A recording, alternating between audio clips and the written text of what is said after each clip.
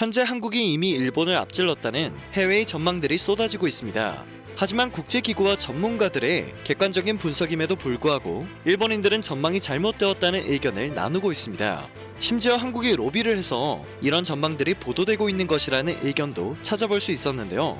반도체나 TV, 스마트폰, 냉장고와 세탁기, 그리고 조선까지 주요 산업 분야에서 한국이 일본을 추월한 것은 이미 오래전 이야기입니다.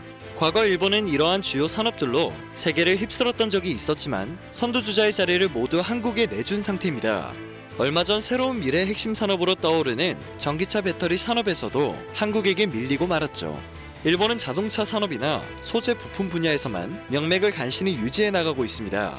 산업 분야뿐만 아니라 국민 개개인의 실질적인 소득에 있어서도 한국은 이미 일본을 앞질렀습니다. 물론 인구수가 다르기 때문에 경제규모 자체의 차이는 없을 수가 없는데요.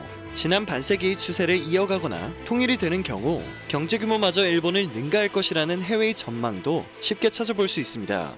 이처럼 한국이 이미 일본을 앞질렀다는 분석과 전망은 OECD와 같이 권위 있는 국제기구와 전문가들의 객관적인 발표와 평가입니다.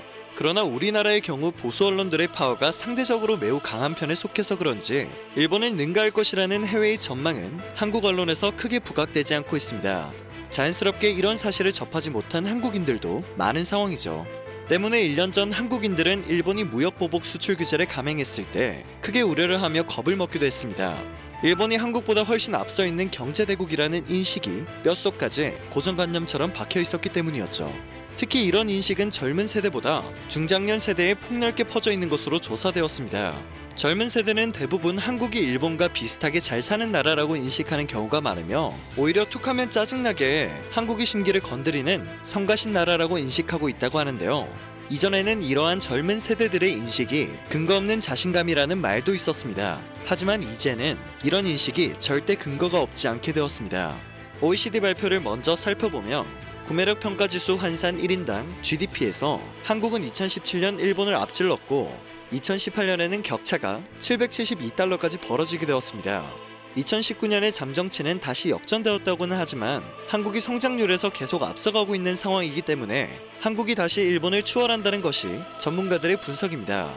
세계은행도 2019년 한국과 일본의 GDP를 비슷한 수준으로 분석했습니다. 국제통화기금 IMF도 오는 2023년이면 구매력 평가 기준 1인당 GDP에서 한국이 일본을 크게 앞설 것이라고 내다봤습니다. 이처럼 3대 국제경제기구 모두 한국이 일본의 경제를 앞설 것이라고 분석하고 있는데요.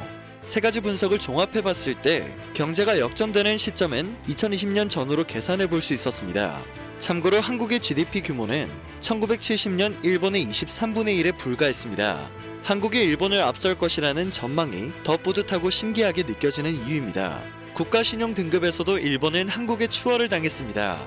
국가신용 등급은 시장에서 한 나라의 경제 상태를 평가하는 지표인데요. 3대 국제신용평가 기관들은 공통적으로 한국의 국가신용 등급을 일본보다 2단계 정도 양호하다고 평가했습니다. 한국의 경제가 일본의 경제보다 더 안정적이고 믿을만하다는 이야기입니다. 한국은 높은 등급 덕분에 국제시장에서 더 낮은 이율로 자금을 조달할 수 있습니다. 이 밖에도 한국은 국가 혁신도, 국가 경쟁력, 과학기술 상품 수출 규모와 한류 산업, 언론 자유 지수에서도 일본을 추월해 나가고 있습니다. 일본인들은 이러한 분석을 두고 한국이 과도한 애국심에 취해 있다고 말하지만 이는 공식적이고 객관적인 자료와 평가로 입증할 수 있는 명백한 사실입니다. 혹시라도 일본이 한국보다 앞서 있는 나라라는 편견을 가지고 있는 분들이 있다면 고정관념에 박힌 생각은 이제 좀 떨쳐보는 건 어떨까요? 오늘 전해드릴 소식은 여기까지입니다. 늘 제 영상을 마지막까지 시청해주셔서 정말 감사드립니다. 항상 새롭고 유익한 뉴스로 찾아뵙는 로버튜브 되겠습니다.